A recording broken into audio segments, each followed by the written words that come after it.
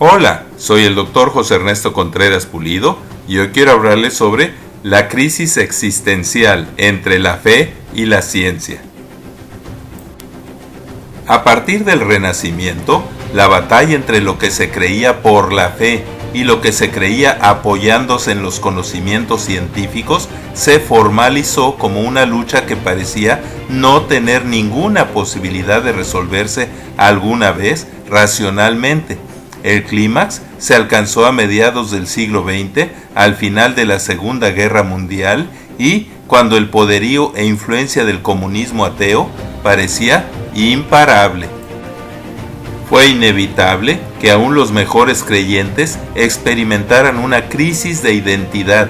pusieran en duda lo saludable y sostenible de la creencia en Dios, la infalible veracidad de la Biblia y la posibilidad de creer que Jesucristo era el verdadero Dios o solamente un gran profeta, el maestro de maestros y el único revolucionario del pensamiento que logró partir la historia en dos, antes de Cristo y después de Cristo. Muchos cristianos y aún seminarios completos ante el dilema de creer en Dios y creerle a Dios y a su revelación inspirada y veraz registrada en la Biblia, o creer en la filosofía atea o el pseudocristianismo de la teología llamada de la alta escuela, sucumbieron. Esto le sucedió al reverendo Charles Templeton, mentor y mejor amigo de Billy Graham, quien ante tal dilema decidió apostatar de la fe y fungir como un académico. Pero por gracia de Dios, muchísimos más cristianos decidieron seguir el ejemplo de cristianos ejemplares y valientes como el reverendo Billy Graham, quien después de tener un reencuentro con Dios y una reafirmación decisiva de su fe, decidió seguir en las filas del remanente fiel de cristianos evangélicos que valientemente, por fe, prefirieron creer y proclamar sin intimidarse las verdades absolutas de la Biblia durante el resto de sus vidas. Pero sorprendentemente, por la providencia del Maestro de Maestros, el mismo progreso masivo de la ciencia que sobre todo a finales del siglo XX y principios del siglo XXI sucedió en cumplimiento de la profecía de Daniel que dice que en el tiempo del fin la ciencia aumentará, y junto con la caída cada vez más evidente y casi total del comunismo, cambiaron radicalmente la historia. Ahora, el incremento abrumador de evidencias científicas, sobre todo en los últimos 10 años, en ciencias como la genómica, que es el estudio de los genes, y la biología molecular, que es el estudio de las moléculas propias de la vida, en todas las ocasiones confirman que la Biblia tiene razón. Así, ahora los creyentes, escépticos, ateos y evolucionistas por igual, cada vez encuentran menos argumentos para dudar de la Biblia. Más de 3000 años posteriores a que Dios nos revelara muchas de sus verdades, miles de hallazgos científicos sustentan ahora en forma incontrovertible la veracidad de conceptos bíblicos como que los seres vivos fueron creados de barro, o sea, de polvo y agua, según su género y especie, necesariamente en forma simultánea, o sea, en 7 días, pues la cadena alimenticia y los fenómenos como la polinización y la simbiosis, que es un tipo de asociación vital entre dos tipos de plantas o animales, etc., lo hicieron indispensable para la supervivencia. Así, a partir del inicio de este tercer milenio, se ha cumplido la otra profecía de Daniel inspirada por el Espíritu Santo que dice: sea bendito el nombre de Dios de siglos en siglos, porque suyos son el poder y la sabiduría. Él da la sabiduría a los sabios y la ciencia a los entendidos. Él revela los misterios, lo profundo y lo escondido. Conoce lo que está en tinieblas y con él mora la luz.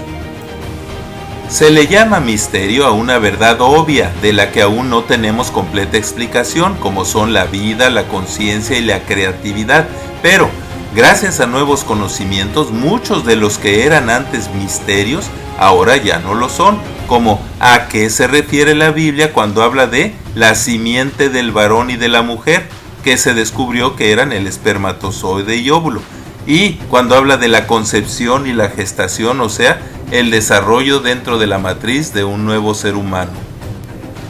A partir de 1953 se descubrió y descifró el libro de Dios, o sea, el ADN, en donde dice la Biblia que están escritas en genes todas las cosas que son luego formadas sin faltar una de ellas, transformando gradualmente con características únicas, irrepetibles y no modificables al huevo o cigoto humano en feto recién nacido y un adulto bisexuado y con dimorfismo sexual, o sea, con individuos de dos sexos y con el cuerpo del varón diferente al de la mujer. Es así que ahora entendemos que todas las cosas, la materia, el universo y la vida, fueron hechas por Dios y no por la casualidad, y que lo que de Dios se conoce nos es manifiesto, pues las cosas invisibles de Él, su eterno poder y deidad, ahora se hacen claramente visibles, siendo entendidas por medio de las cosas hechas, o sea, la naturaleza, de modo que no tenemos excusa.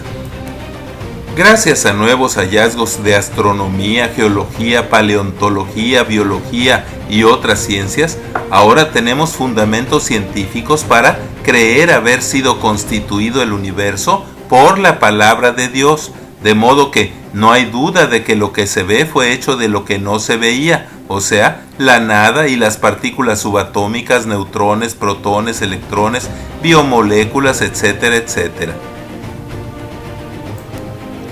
¿Sabía usted que más de 3.500 años antes de que con su telescopio Galileo Galilei, que vivió en 1564 a 1642, lo confirmara, Dios le dijo a Abraham que las estrellas eran innumerables? También, miles de años antes de que lo confirmara Colón y Magallanes, la Biblia habla de que la Tierra estaba suspendida en la nada y que era un círculo o globo. También en las páginas de la Biblia se describe el ciclo del agua, la dirección de los vientos, que hay montañas y senderos o corrientes en el mar, y la existencia de los monstruos marinos y terrestres llamados desde apenas hace 50 años dinosaurios, que por huellas paralelas ahora sabemos que fueron contemporáneos de los humanos. Pablo, por inspiración del Espíritu Santo, escribió: el misterio que había estado oculto desde los siglos y edades ahora ha sido manifestado a sus santos, a quienes Dios quiso dar a conocer las riquezas de la gloria de este misterio entre los gentiles, que es Cristo en nosotros, la esperanza de gloria. Y a este anunciamos, amonestando y enseñando a todo humano en toda sabiduría, a fin de presentar perfectos en Cristo Jesús a todos.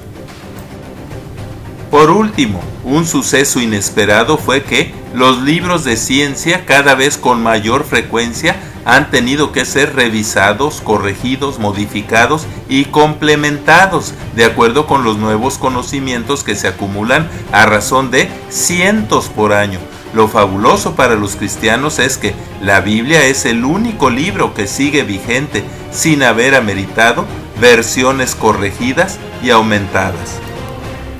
Es interesante mencionar que en culturas de los 5 continentes se han encontrado múltiples versiones escritas e interesantemente parecidas, tanto de la creación como del diluvio, y aunque todas ellas están distorsionadas como consecuencia de la transmisión verbal a través de milenios, pues la escritura como la cuneiforme de los sumerios se inventó después de la Torre de Babel alrededor del 3000 a.C., todas de todos modos apoyan el relato bíblico oficial escrito en el año 1500 a.C. Así, la bendición enorme que Dios nos ha dado a las generaciones del siglo XXI es que los únicos que han sido forzados a reconsiderar lo válido de sus creencias son los que con sarcasmos, burlas y presunción tachaban a la Biblia de obsoleta, llena de inexactitudes y de mitos insostenibles científicamente, pues una vez más se confirmó que la Biblia ha sido el yunque que ha mellado todos los martillos. Así, ahora, ante las evidencias científicas actualmente disponibles, los que se ven ridículos, infantiles y con miopía científica son los que siguen en forma inverosímil creyendo en que todo apareció sin ningún control por obra y gracia de la casualidad y la evolución, pues por su complejidad y por simple ley de probabilidades se descarta que aún la más sencilla proteína o bacteria se hayan formado por azar. Ahora, muy a pesar de los evolucionistas, se ha concluido que la única teoría sustentable científicamente sobre el origen de todas las cosas no es la evolución, sino la del diseño inteligente y la creación. Todo esto hace que actualmente para los adolescentes, estudiantes y científicos cristianos sea mucho más razonable y sustentable resolver su crisis existencial a favor de la fe en Dios y la Biblia. Ahora, con la prueba de paternidad del ADN y muchas más, se comprobó que no hay parentesco, o sea, filogenia, entre el chango y el humano, ni entre una especie y otra. Por tanto, no se amedrenten por temor de ellos, ni se conturben, sino santifiquen a Dios el Señor en sus corazones y estén siempre preparados para presentar defensa con mansedumbre y reverencia ante todo el que les demande razón de la esperanza que hay en ustedes. La Biblia dice: «Oh profundidad de las riquezas de la sabiduría y de la ciencia de Dios, cuán insondables son sus juicios e inescrutables sus caminos, porque ¿quién entendió la mente del Señor? ¿O quién fue su consejero? ¿O quién le dio a él primero para que le fuera recompensado? Porque de él y por él y para él son todas las cosas. A él sea la gloria por los siglos de los siglos. Amén». La exhortación bíblica dice: «Desecha pues las cuestiones necias e insensatas de la falsamente llamada ciencia, sabiendo que engendran contiendas, porque el siervo del Señor no debe ser contencioso, sino amable para con todos, apto para enseñar, sufrido, que con mansedumbre corrija a los que se oponen, por si quizá Dios les conceda que se arrepientan para conocer la verdad y escapen del lazo del diablo». No te dejes pues mover fácilmente de tu manera bíblica de pensar, pues nuestro gozo, convicción y oración es que sean llenos del conocimiento de su voluntad en toda sabiduría e inteligencia espiritual, para que anden como es digno del Señor, agradándole en todo, llevando fruto en toda buena obra y creciendo en el conocimiento de Dios, quien creó y sustenta todas las cosas con su poder.